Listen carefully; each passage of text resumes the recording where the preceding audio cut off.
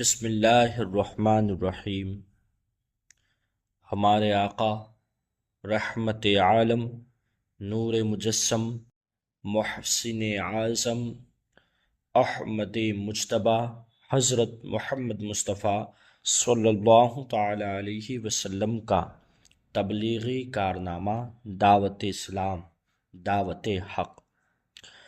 3 برس تک حضور اقدس صلی اللہ تعالی علیہ وسلم انتہائی پوشیدہ طور پر نہایت رازداری کے ساتھ تبلیغ اسلام کا فرض ادا فرماتے رہے، اور اس درمیان میں عورتوں میں سب سے پہلے حضرت بی بی خدیجہ رضی اللہ تعالی عنہا، اور لڑکوں میں سب سے پہلے حضرت مولا علی کرم اللہ تعالی وجہ الکریم، اور غلاموں میں سب سے پہلے حضرت زید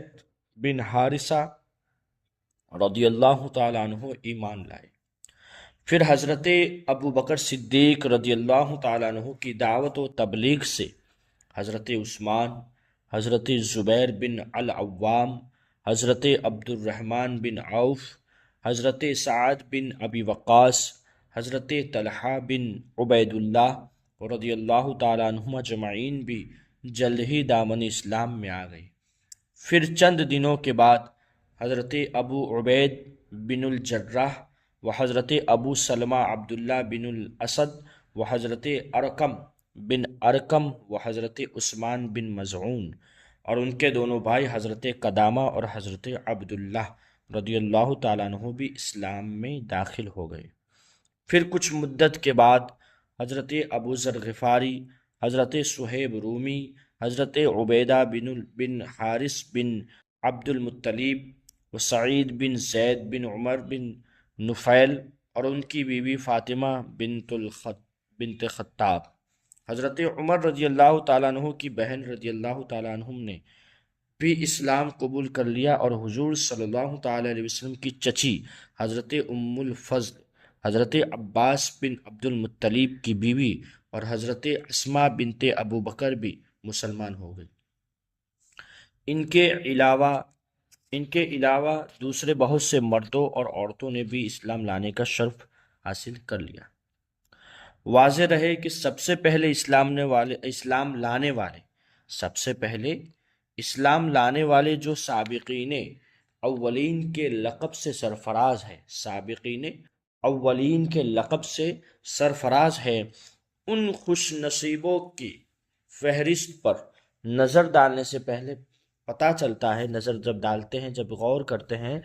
تو پتہ چلتا ہے کہ سب سے پہلے دامن اسلام میں آنے والے وہی لوگ ہیں جو فطرتاً نیک طبع، اچھی طبیعت، نیک طبیعت اور پہلے ہی سے دین حق کی تلاش میں سرگرداں تھی،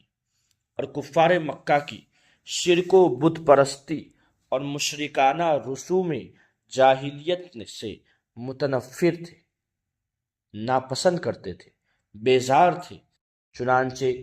نبی برحق کے دامن میں دین حق کی تجلی دیکھتے ہی یہ نیک بخت لوگ پروانوں کی طرح شمع نبوت پر نثار ہونے لگے اور مشرب اسلام ہو گئے۔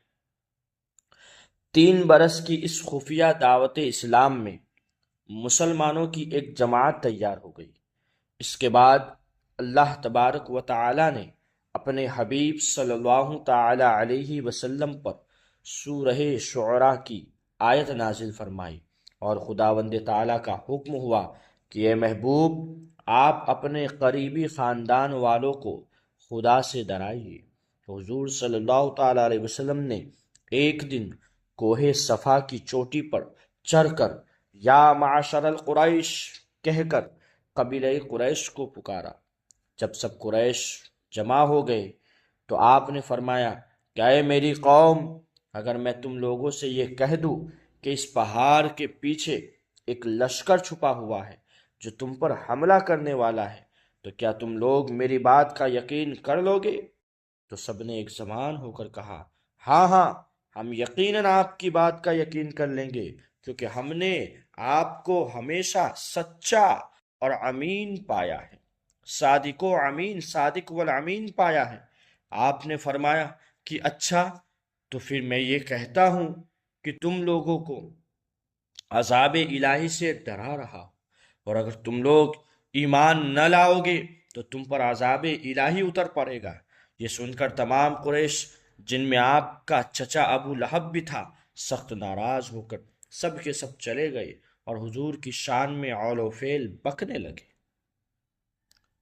اب وہ وقت آ گیا کہ اعلان نبوت کے چوتھے سال سورہ حجر کی آیت فَاصْدَعْ بِمَا تُؤْمَرُ نازل ہو گئی، اور حضرت حق جل شانہ نے یہ حکم فرمایا کہ یہ محبوب، اللہ تبارک و تعالیٰ نے حکم فرمایا کہ اے محبوب، آپ کو جو حکم دیا گیا اس کو علی الاعلان بیان فرمائیے۔ چنانچہ اس کے بعد اعلانیہ طور پر دین اسلام کی تبلیغ فرمانے لگے اور شرک و بت پرستی کی خلم خلا برائی بیان فرمانے لگے، اور تمام قریش بلکہ تمام اہل مکہ بلکہ پورا عرب آپ کی مخالفت پر کمر بستہ ہو گیا، اور حضور صلی اللہ تعالی علیہ وسلم اور مسلمانوں کی ایذا رسانیوں کا ایک طوفانی سلسلہ شروع ہو گیا۔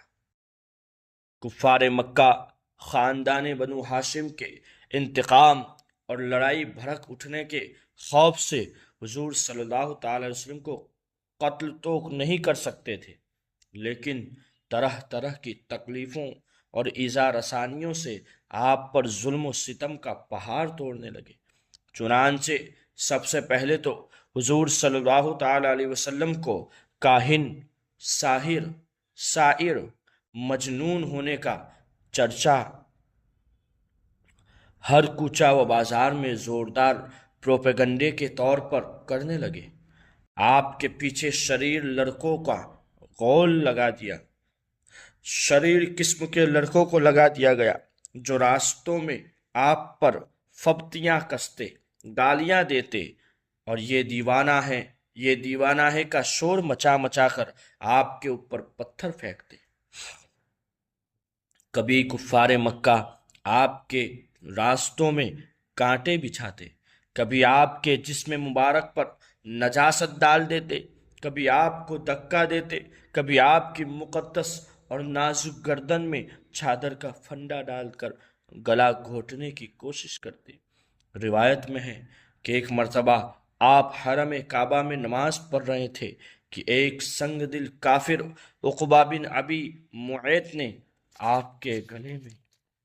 چادر کا پھندا ڈال کر اس زور سے کھینچا کہ آپ کا دم گھٹنے لگا۔ چنانچہ یہ منظر دیکھ کر حضرت ابو بکر صدیق رضی اللہ تعالیٰ عنہ بے قرار ہو کر دوڑ پڑے اور عقبہ بن معیط کو دھکا دے کر دفع کیا اور یہ کہا کہ کیا تم لوگ ایسے آدمی کو قتل کرتے ہو جو یہ کہتا ہے کہ میرا رب اللہ ہے؟ اس دھکم دھکا میں حضرت ابو بکر صدیق رضی اللہ تعالیٰ عنہ نے کفار مکہ کو بھی مارا اور کفار کی مار بھی کھائی۔ کفار آپ کے معجزات اور روحانی تاثرات و تصرفات کو دیکھ کر آپ کو سب سے بڑا جادوگر کہتے۔ جب حضور صلی اللہ تعالی علیہ وسلم قرآن شریف کی تلاوت فرماتے تو یہ کفار قرآن اور قرآن کو لانے والے جبرائیل علیہ السلام اور قرآن کو نازل فرمانے والا رب اللہ تبارک و تعالیٰ کو اور آپ کو گالیاں دیتے، استغفر اللہ معاذ اللہ، اور گلی کوچوں میں پہرا بٹھا دیتے کہ قرآن کی آواز کسی کے کان میں نہ پڑنے پائے، تالیاں پیٹ پیٹ کر، سیٹیاں بجا بجا کر اس قدر شور و گل مچاتے کہ قرآن کی آواز کسی کو سنائی نہیں دیتی تھی۔ حضور صلی اللہ تعالی علیہ وسلم جب کہیں کسی عام مجمع میں یا کفار کے میلوں میں قرآن پڑھ کر سناتے یا دعوت ایمان کا وعظ فرماتے تو آپ کا چچا ابو لہب آپ کے پیچھے چلا چلا کر کہتا جاتا تھا کہ اے لوگو، یہ میرا بھتیجا جھوٹا ہے، یہ دیوانہ ہو گیا ہے، تم لوگ اس کی کوئی بات نہ سنو، معاذ اللہ۔ ایک مرتبہ حضور صلی اللہ تعالی علیہ وسلم چلمجاز کے بازار میں دعوت اسلام کا وعظ فرمانے لگے، بیان فرمانے لگے، تقریر فرمائی اور لوگوں کو کلمہ حق کی دعوت دی تو ابو جہل آپ پر دھول اڑاتا جاتا تھا اور کہتا تھا کہ اے لوگوں، اس کے فریب میں مت آنا، یہ چاہتا ہے کہ تم لوگ لات و عزا کی عبادت چھوڑ دو۔ اسی طرح ایک مرتبہ حضور صلی اللہ تعالی علیہ وسلم حرم کعبہ میں نماز پڑھ رہے تھے۔ عین نماز کی حالت میں ابو جہل نے کہا کہ کوئی ہے جو آلے کلا کے ذبح کیے ہوئے اونٹ کی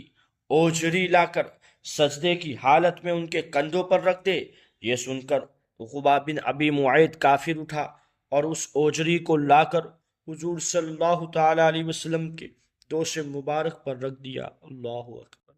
حضور صلی اللہ تعالی علیہ وسلم سجدے میں تھے، دیر تک اوجری کندھے اور گردن پر پڑی رہی اور کفار ٹھٹھا مار کر ہنستے رہے اور مارے ہنسی کے ایک دوسرے پر گر گر پڑتے رہے۔ اللہ اکبر۔ آخر بی بی فاطمہ رضی اللہ تعالی عنہا، جو ان دنوں ابھی کم سن لڑکی تھی، چھوٹی سی بچی تھی، آئی اور ان کافروں کو برا بھلا کہتے ہوئے اس اوجری کو دوش مبارک سے ہٹا دیا۔ حضور صلی اللہ تعالی علیہ وسلم کے قلب مبارک پر کفار قریش کی اس شرارت سے انتہائی صدمہ گزرا اور نماز سے فارغ ہو کر 3 مرتبہ یہ دعا مانگی، اللہم علیک بقریشین، یعنی اے اللہ تو قریش کو اپنی گرفت میں پکڑ لے۔ پھر ابو جہل، عتبہ بن ربیعہ، شیبہ بن ربیعہ، ولید بن عتبہ، امیہ بن خلف، عمارہ بن ولید کا نام لے کر دعا مانگی، الہی تو ان لوگوں کو اپنی گرفت میں لے لے۔ حضرت عبداللہ بن مسعود رضی اللہ تعالیٰ عنہ فرماتے ہیں کہ خدا کی قسم میں نے ان سب کافروں کو جنگ بدر کے دن دیکھا کہ ان کی لاشیں زمین پر پڑی ہے، پھر ان سب کفار کی لاشوں کو نہایت ذلت کے ساتھ گھسیٹ کر بدر کے ایک گڈھے میں ڈال کر دیا، اور حضور صلی اللہ علیہ وسلم نے فرمایا کہ ان گڈھے والوں پر خدا کی لعنت ہے۔ اللہ اکبر، اللہ اکبر۔ سامعین کرام، عزیزان ملت اسلامیہ، ہمارے آقا صلی اللہ تعالی علیہ وسلم نے یہ اسلام کی دعوت، یہ تبلیغ حق، یہ دین کی دعوت دی، لیکن آپ دیکھیے کس قدر تکلیف برداشت کی، مصیبتوں کو جھیلا۔ وہ آقا چاہتے تو کیا نہیں کر سکتے تھے، لیکن ہم امتیوں کے لیے حضور نے سب پر صبر کیا، اور ہم امتی جو ان کا کلمہ پڑھے، ان کی یوم ولادت منائے، ان کے عید میلاد النبی کا جشن منائے، اور ان کاموں میں لگ جائے جس سے حضور ناراض ہوتے ہیں، جن کاموں کو حضور منع فرماتے رہے پوری زندگی، ان کاموں سے باز ہم نہ آئے تو گویا ہم بھی حضور کو تکلیف پہنچا رہے ہیں۔ باخدا اب بھی وقت ہے دوستو، حضور کے فرمان کے مطابق، حضور کی شریعت کے مطابق اپنی زندگی گزارنا شروع کر دو۔ حضور نے بہت تکلیفیں برداشت کی ہے، حضور نے بہت ظلم و ستم کو سہا ہے دوستو، ایسے ہی یہ اسلام ہم تک نہیں پہنچا، یہ اسلام کا پرچم ایسے ہی ہمارے گھروں کے اوپر نہیں پہنچا ہے دوستو۔ بہرحال اپنے اندر تبدیلی لائیے، حضور کی ان محنتوں کو، تبلیغ کو، دعوت اسلام کو، دعوت حق کو درگزر نہ کریں۔ جو کفار حضور صلی اللہ تعالی علیہ وسلم کی دشمنی اور ایذا رسانی میں بہت زیادہ سرگرم تھے، ان کے ناموں میں سے میں آپ کو چند نام بتانا چاہتا ہوں۔ ایک نام تو ابو لہب ہے، ابو جہل، اسود بن عبد یغوث، حارث بن قیس بن عدی، ولید بن مغیرہ، امیہ بن خلف، ابی بن خلف، ابو قیس بن فاقہ، عاص بن وائل، نضر بن حارث، منبہ بن الحجاج، زہیر بن ابی امیہ، صائب بن سیفی، عدی بن حمرہ، اسود بن عبد الاسد، عاص بن سعید بن العاص، عاص بن ہاشم، عقبہ بن ابی معیب، حکم بن عابل، عاص، یہ سب کے سب حضور رحمت عالم صلی اللہ تعالی علیہ وسلم کے پڑوسی تھے، اور ان میں سے اکثر بہت ہی مالدار اور صاحب اقتدار تھے، اور دن رات سرور کائنات صلی اللہ تعالی وسلم کو تکلیف پہنچانے میں مصروف رہتے تھے، نعوذ باللہ من ذالک۔ حضور رحمت عالم صلی اللہ تعالی علیہ وسلم کے ساتھ غریب مسلمانوں پر بھی کفار مکہ نے ایسے ایسے ظلم و ستم کے پہاڑ توڑے کہ مکہ کی زمین بلبلا اٹھی۔ یہ آسان تھا کہ کفار مکہ ان مسلمانوں کو دم زدن میں قتل کر ڈالتے، مگر اس سے ان کافروں کے جوش انتقام کا نشہ نہیں اتر سکتا تھا، کیونکہ کفار مکہ اس بات میں اپنی شان سمجھتے تھے کہ ان مسلمانوں کو اتنا ستاؤ کہ وہ اسلام کو چھوڑ کر پھر شرک و بت پرستی کرنے لگے۔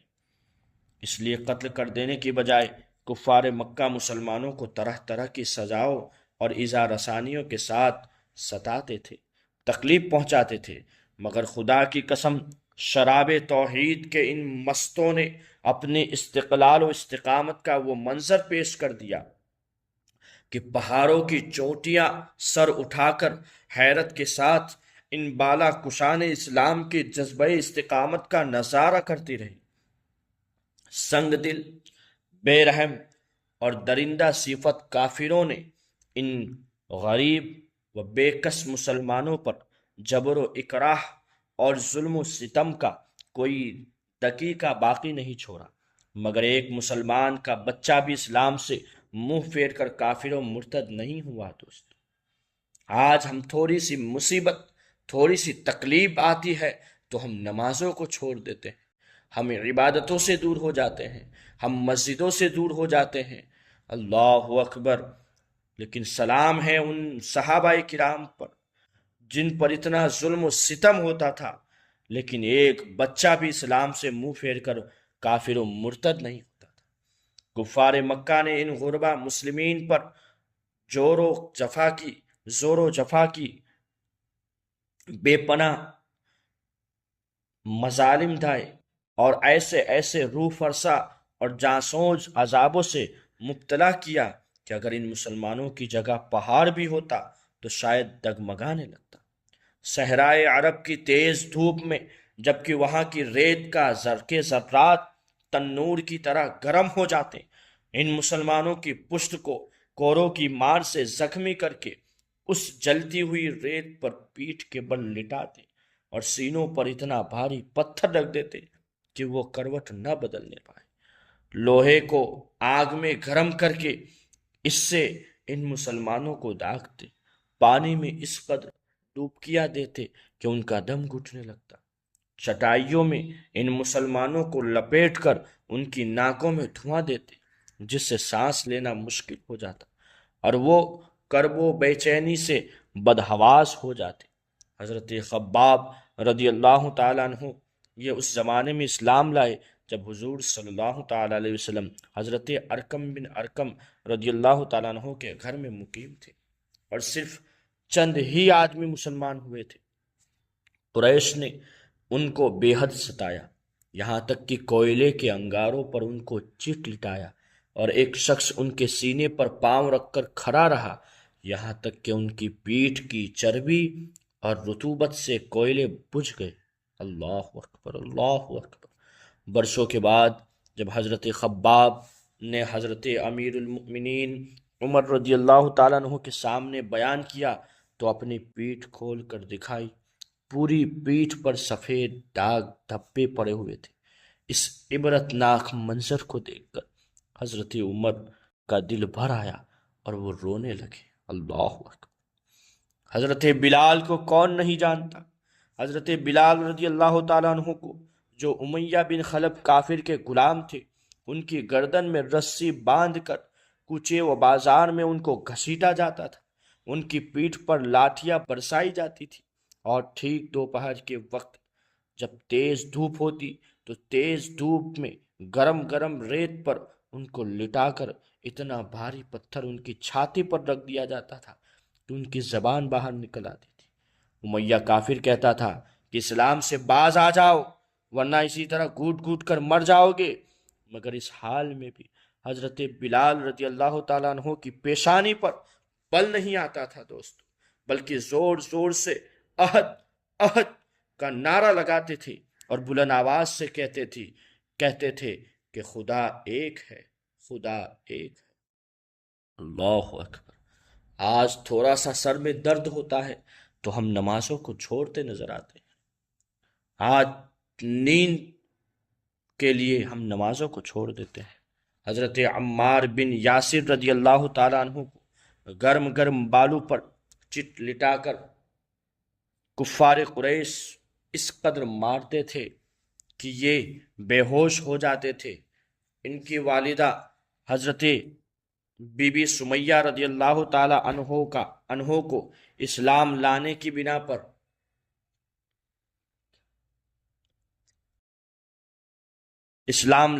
بنا پر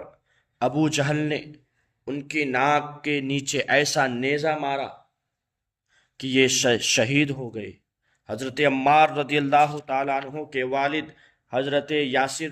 رضی اللہ تعالیٰ عنہ بھی کفار کی مار کھاتے کھاتے شہید ہو گئے۔ حضرت صہیب رومی رضی اللہ تعالیٰ عنہ کو کفار مکہ اس قدر طرح طرح کی اذیت دیتے اور ایسی ایسی مار دھار کرتے کہ یہ گھنٹوں بے ہوش رہتے۔ جب یہ ہجرت کرنے لگے تو کفار مکہ نے کہا کہ تم اپنا سارا مال و سامان یہاں چھوڑ کر مدینہ جا سکتے ہو۔ آپ خوشی خوشی دنیا کی دولت پر لات مار کر اپنی متاع ایمان کو ساتھ لے کر مدینہ چلے گئے۔ حضرت ابو فقیہ رضی اللہ تعالی عنہ صفوان بن امیہ کافر کے غلام تھے اور حضرت بلال رضی اللہ تعالیٰ عنہ کے ساتھ ہی مسلمان ہوئے تھے۔ جب صفوان کو ان کے اسلام کا پتہ چلا تو اس نے ان کے گلے میں رسی کا پھندا ڈال کر ان کو گھسیٹا اور گرم جلتی ہوئی زمین پر ان کو چٹ لٹا کر سینے پر وزنی پتھر رکھ دیا۔ جب ان کو کفار گھسیٹ کر لے جا رہے تھے، راستے میں اتفاق سے ایک گبریلا نظر پڑا۔ امیہ کافر نے طعنہ مارتے ہوئے کہا کہ دیکھ، تیرا خدا یہی تو نہیں ہے؟ ابو فقیہ نے فرمایا کہ اے کافر کے بچے، خاموش، میرا اور تیرا خدا اللہ ہے۔ یہ سن کر امیہ کافر غضبناک ہو گیا اور اس زور سے ان کا گلا گھونٹا کہ وہ بے ہوش ہو گئے اور لوگوں نے سمجھا کہ ان کا دم نکل گیا۔ اسی طرح حضرت عامر بن فہیرہ رضی اللہ تعالیٰ عنہ کو بھی اس قدر مارا جاتا تھا کہ ان کے جسم کی بوٹی بوٹی درد مند ہو جاتی تھی۔ حضرت بی بی لبینہ رضی اللہ تعالیٰ عنہ جو لونڈی تھی، حضرت عمر رضی اللہ تعالیٰ عنہ جو کفر کی حالت میں تھے، اس غریب لونڈی کو اس قدر مارتے تھے کہ مارتے مارتے تھک جاتے تھے، مگر حضرت لبینہ رضی اللہ تعالیٰ عنہ اف نہیں کرتی تھی، بلکہ نہایت جرأت و استقلال کے ساتھ کہتی تھی کہ اے عمر، اگر تم خدا کے سچے رسول پر ایمان نہیں لاؤ گے تو خدا تم سے ضرور انتقام لے گا۔ حضرت زنیرہ رضی اللہ تعالیٰ عنہ حضرت عمر رضی اللہ تعالیٰ عنہ کے گھرانے میں باندھی تھی، یہ مسلمان ہو گئی تو ان کو اس قدر کافروں نے مارا کہ ان کی آنکھیں جاتی رہی، مگر خداوند تبارک و تعالیٰ نے حضور اقدس صلی اللہ تعالی وسلم کی دعا سے پھر ان کی آنکھوں کی روشنی عطا فرما دی۔ تو مشرکین کہنے لگے کہ یہ محمد صلی اللہ تعالی وسلم کے جادو کا اثر ہے۔ اسی طرح حضرت بی بی نہدیہ اور حضرت بی بی ام عبیس رضی اللہ تعالیٰ عنہما بھی باندھیا تھی۔ اسلام لانے کے بعد کفار مکہ نے ان دونوں کو طرح طرح کی تکلیفیں دے کر بے پناہ اذیتیں دی، مگر یہ اللہ والیہ صبر اور شکر کے ساتھ ان بڑی بڑی مصیبتوں کو جھیلتی رہی، مگر اس اسلام سے ان کے قدم نہیں ڈگمگائے۔ آج ہماری خواتین، عورتوں کو بھی یہ سمجھنا چاہیے کہ ان خواتین نے جب اسلام کو نہیں چھوڑا تو آج کی خواتین چند بے وجہ بلکہ چند ایسی چیزیں، چند برائیوں کی وجہ سے اپنی نمازوں کو چھوڑتی نظر آتی ہے، سیریلوں کی وجہ سے، موبائل کی وجہ سے عبادت سے دور نظر آتی ہے۔ حضرت یار غار مصطفیٰ حضرت ابوبکر صدیق رضی اللہ تعالیٰ عنہ نے کس طرح اسلام پر اپنی دولت نثار کی، اس کی ایک جھلک یہ ہے کہ آپ نے ان غریب و بے کس مسلمانوں سے اکثر لوگوں کی جان بچائی۔ آپ نے حضرت بلال، عامر بن فہیرہ، ابو فقیہ، لبینہ و زنیرہ و نہدیہ و ام عبیس رضی اللہ تعالی عنہم، ان تمام غلاموں کو بڑی بڑی رقمیں دے کر خریدا اور سب کو آزاد کر لیا اور ان مظلوموں کو کافروں کی ایذاؤں سے بچا لیا۔ حضرت ابو ذر غفاری رضی اللہ تعالیٰ عنہ جب دامن اسلام میں آئے تو مکہ میں مسافر کی حیثیت سے کئی دن تک حرم کعبہ میں رہے۔ یہ روزانہ زور زور سے چلا کر اپنے اسلام کا اعلان کرتے تھے، اور روزانہ کفار قریش ان کو اس قدر مارتے تھے کہ یہ لہو لہان ہو جاتے تھے، اور ان دنوں میں آب زمزم کے سوا ان کو کچھ بھی کھانے پینے کو نہیں ملا۔ واضح رہے کہ کفار مکہ کا یہ سلوک صرف غریبوں اور غلاموں ہی تک محدود نہیں تھا، بلکہ اسلام لانے کے جرم میں بڑے بڑے مالداروں اور رئیسوں کو بھی ان ظالموں نے نہیں بخشا۔ حضرت ابو بکر صدیق رضی اللہ تعالیٰ عنہ جو شہر مکہ کے ایک متمول یعنی مالدار اور ممتاز معزن میں سے تھے، مگر ان کو بھی حرم کعبہ میں کفار قریش نے اس قدر مارا کہ ان کا سر خون سے لت پت ہو گیا۔ اسی طرح حضرت عثمان غنی رضی اللہ تعالیٰ عنہ جو نہایت مالدار اور صاحب اقتدار تھے، جب یہ مسلمان ہوئے تو غیروں نے نہیں بلکہ خود ان کے چچا نے ان کو رسیوں میں جکڑ کر خوب مارا۔ حضرت زبیر بن عوام رضی اللہ تعالیٰ عنہ بڑے رعب اور دبدبے کے آدمی تھے، مگر انہوں نے جب اسلام قبول کیا تو ان کے چچا ان کو چٹائی میں لپیٹ کر ان کی ناک میں دھواں دیتے تھے، جس سے ان کا دم گھٹنے لگتا تھا۔ حضرت عمر رضی اللہ تعالیٰ عنہ کے چچا زاد بھائی اور بہنوئی حضرت سعید بن زید رضی اللہ تعالیٰ عنہ کتنے جاہ و اعزاز والے رئیس تھے، مگر جب ان کے اسلام کا حضرت عمر رضی اللہ تعالیٰ عنہ کو پتہ چلا تو ان کو رسی سے باندھ کر مارا، اور ساتھ ہی حضرت عمر رضی اللہ تعالیٰ عنہ نے اپنی بہن حضرت بی بی فاطمہ بنت خطاب کو بھی اس زور سے تھپڑ مارا کہ ان کے کان کے آویزے گر پڑے اور چہرے پر خون بہہ نکلا۔ تو دوستو، یہ ہے ہمارے اسلام میں تبلیغی کے کچھ کارنامے، جنہوں نے اسلام ایسی حالت میں قبول کیا جس دور میں مسلمانوں پر ظلم و ستم ہوتے تھے۔ آج تھوڑے سے ظلم پر ہم نمازوں کو چھوڑتے نظر آتے ہیں۔ آج عیاشیوں کے لیے ہماری ماں بہنیں پردے کو چھوڑتی نظر آتی ہے۔ ایسا نہ کرے، اسلام کو سمجھے، اسلام کی ہسٹری پڑھے کہ ہماری خواتین اسلام نے کس قدر قربانیاں دی ہے، کس قدر اپنی زندگی کو پردے میں گزارا ہے، کس قدر اللہ کی عبادت میں گزارا ہے۔ آپ پڑھیں اور مطالعہ کریں اور سمجھیں، یہ اسلام عیاشیوں والا اسلام نہیں ہے دوست، اس میں عیاشیاں نہیں ہے، اس میں بری باتیں نہیں ہیں، بلکہ اسلام تو محبت پھیلاتا ہے۔ لیکن آپ حضور صلی اللہ تعالیٰ علیہ وسلم کی ان تبلیغی کارنامے کو پڑھیں، سنیں، سمجھیں۔ یہ اسلام ہمیں ایسے ہی نہیں ملا ہے، بلکہ حضور پر ظلم و ستم کیے گئے، حضور کے صحابہ پر، صحابیات پر ظلم و ستم کیے گئے، ان کے صبر و استقامت کے ساتھ اسلام ہم تک پہنچا ہے۔ اللہ تبارک و تعالی ہم سب کو اسلام پر قائم رکھے، ایمان کی مضبوطی عطا فرمائے۔ وصلی اللہ تعالی علی خیر خلقہ محمد وعلی آلہ واصحابہ اجمعین۔ السلام علیکم ورحمۃ اللہ وبرکاتہ۔